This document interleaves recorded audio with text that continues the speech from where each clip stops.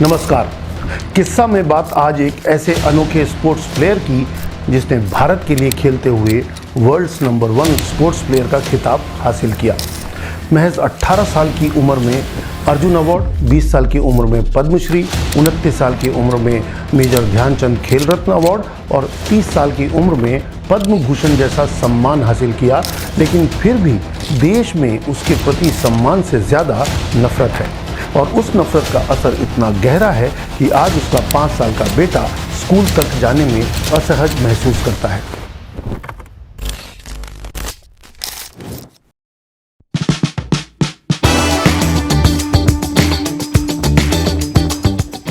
साल 1986 का था जब मुंबई में अंडरवर्ल्ड अपने पीक पर था और मुंबई पुलिस ने शहर में सफाई अभियान चला रखा था, जिसके चलते उस वक्त अंडरवर्ल्ड डॉन दाऊद इब्राहिम को डोंगरी छोड़कर दुबई की ओर रुख करना पड़ा। इसी वक्त मुंबई के एक मुस्लिम परिवार में एक बच्चे ने जन्म लिया।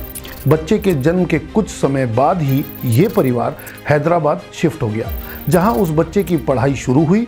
बच्चा पढ़ने में बहुत होशियार था, इसलिए ज़्यादातर वक्त अपनी बुक्स के साथ ही बिताना पसंद करता था। लेकिन एक बार स्कूल की टीचर के इन्फ्लुएंस करने पर उस बच्चे को एक आउटडोर गेम खेलने का मौका मिला। उस वक्त बच्चे की उम्र महज 6 वर्ष थी, लेकिन इस आउटडोर गेम को खेलते हुए बच्चे को महसूस हुआ कि उसे इस खेल में मज़ा आ रहा है।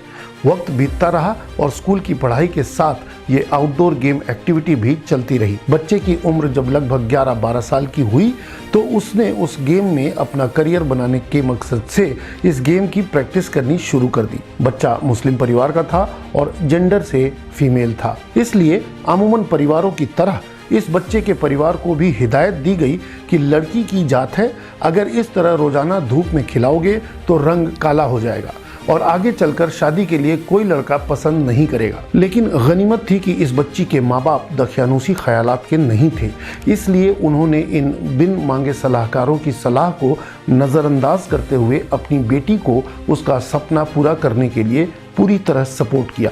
और उनकी मेहनत का असर कुछ ऐसा दिखा कि स्कूल प्लेग्राउंड से शुरू हुए उनकी बेटी के इस सफ़र ने उसे एक बेहद सफल इंटरनेशनल स्पोर्ट्स प्लेयर बना दिया, जिसने मात्र 18 साल की उम्र में अर्जुन अवार्ड, 20 साल की उम्र में पद्मश्री, 29 साल की उम्र में मेजर ध्यानचंद खेल रत्न अवार्ड और 30 साल की उम्र में पद्म भूषण समेत लॉन टेनिस के खेल में वर्ल्ड्स नंबर 1 प्लेयर जैसे इंटरनेशनल खिताब उसके नाम कराए। ये इंस्पिरेशनल किस्सा भारत की लॉन टेनिस प्लेयर रह चुकी सानिया मिर्ज़ा का है, जिनकी इंस्पिरेशनल जर्नी को जानकर हम में से ज़्यादातर लोगों को फ़क्र महसूस होता है।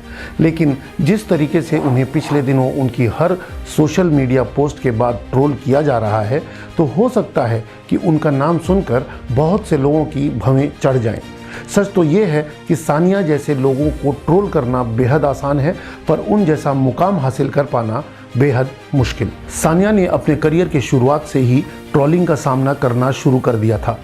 पहले उन्हें उनके रंग सांवला हो जाने के लिए ट्रोल किया गया, फिर उन्हें लड़की होकर देर तक बाहर गेम प्रैक्टिस करने के लिए ट्रोल किया गया, फिर गेम खेलते हुए उनकी स्कर्ट के लिए उन्हें ट्रोल किया गया, फिर उन्हें उनके दोस्त से उनकी सगाई टूटने के लिए ट्रोल किया गया।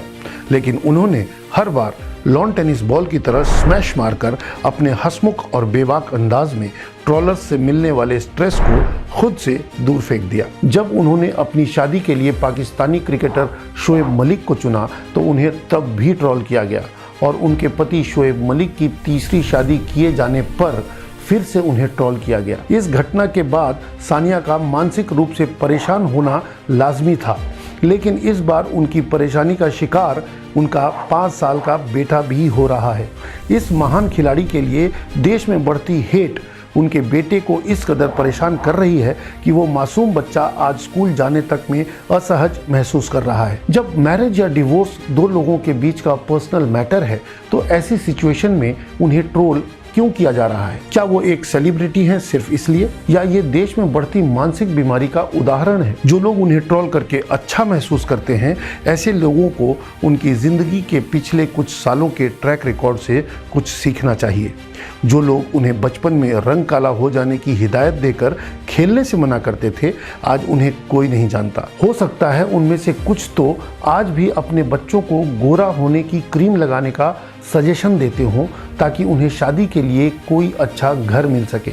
लेकिन दूसरी तरफ सानिया मिर्ज़ा, जिन्होंने अपनी मेहनत से न केवल भारत में बल्कि पूरे विश्व में लॉन टेनिस के खेल में दुनिया के वो तमाम तमगे हासिल किए जिन्हें पाने के लिए लाखों युवा हर रोज़ टेनिस कोर्ट में पसीना बहाते हैं, या वो लोग जो टेनिस खेलते हुए उनकी स्कर्ट पर कमेंट किया करते थे या फतवे जारी करने का ऐलान किया करते थे, वो शायद ये जानकर शर्म महसूस करते होंगे कि आज जिस ब्रांड के क्लोथ्स वो लोग अफोर्ड नहीं कर पाते, वो ब्रांड्स आज सानिया को अपना ब्रांड एम्बेसडर बनाने के लिए उन्हें करोड़ों रुपए का एंडोर्समेंट फी देते हैं। जब शादी जैसे पर्सनल मैटर के लिए हमारा संविधान हमें इस बात की आज़ादी देता है कि हम अपनी शादी के लिए किसी भी धर्म, किसी भी जाति या किसी भी देश के व्यक्ति को चुन सकते हैं, तो ये शादी करने वाले दो लोगों का पर्सनल चॉइस है कि वो एक दूसरे से शादी क्यों करना चाहते हैं या वो शादी के बाद डिवोर्स क्यों लेना चाहते हैं। अगर दो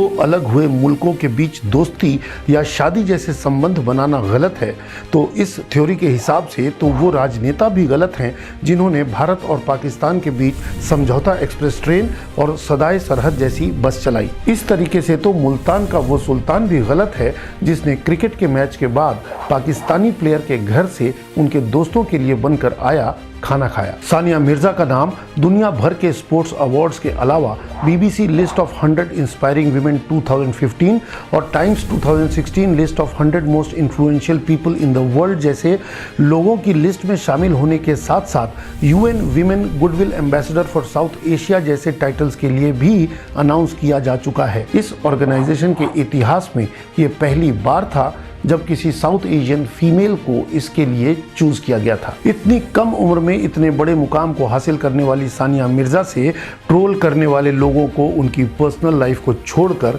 उनकी प्रोफेशनल लाइफ से कुछ सीखना चाहिए।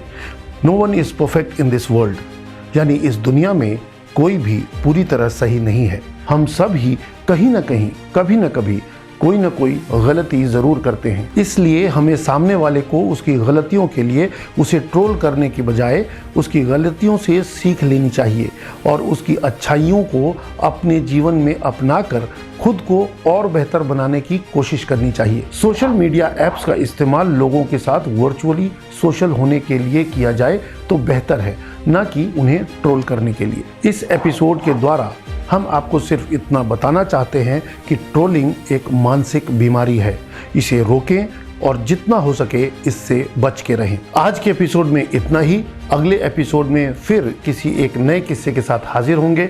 तब तक के लिए शुक्रिया। अगर एपिसोड अच्छा लगा हो तो आप लाइक, शेयर और सब्सक्राइब कर सकते हैं। आपका लाइक हमें और बेहतर बनने के लिए मोटिवेट करता है। या आप अपनी पसंद का कोई प्रोग्राम चाहते हैं तो आप हमें कमेंट करके बता सकते हैं या आप हमें मेल भी कर सकते हैं।